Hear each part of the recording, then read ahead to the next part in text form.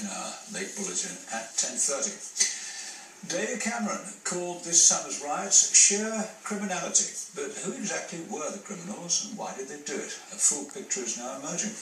A new report has found that 2/3 of the young looters had special educational needs and 1/3 were persistent truants.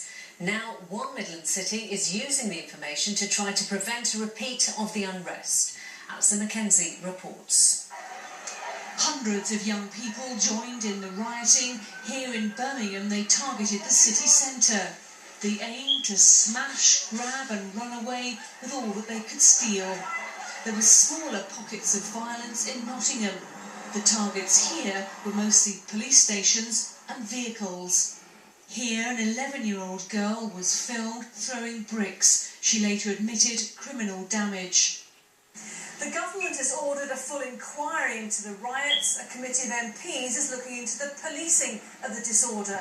But now new figures are emerging about just who was involved, particularly among the young people. The figures show that more than 2/3 of those charged had special educational needs. 36% had been excluded at some point from school. 30% had been persistent truants.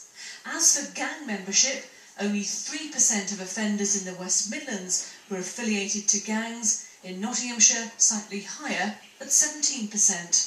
MP Graham Allen says the findings show an even greater need for the hands-on intervention projects he's always championed in Nottingham. We always knew that these were the groups that you needed to get to with early intervention.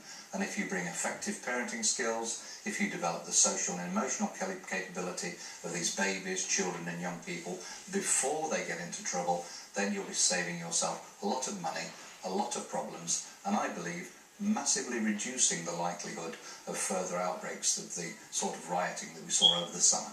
Criminality, yes, but deeper causes to be explored. Alison Mackenzie at Westminster for Central Tonight.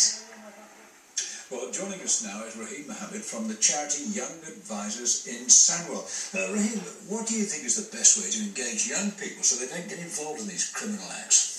I think the best way to engage with young people is through informal education, and that's through youth clubs and youth activities that happen in the evening.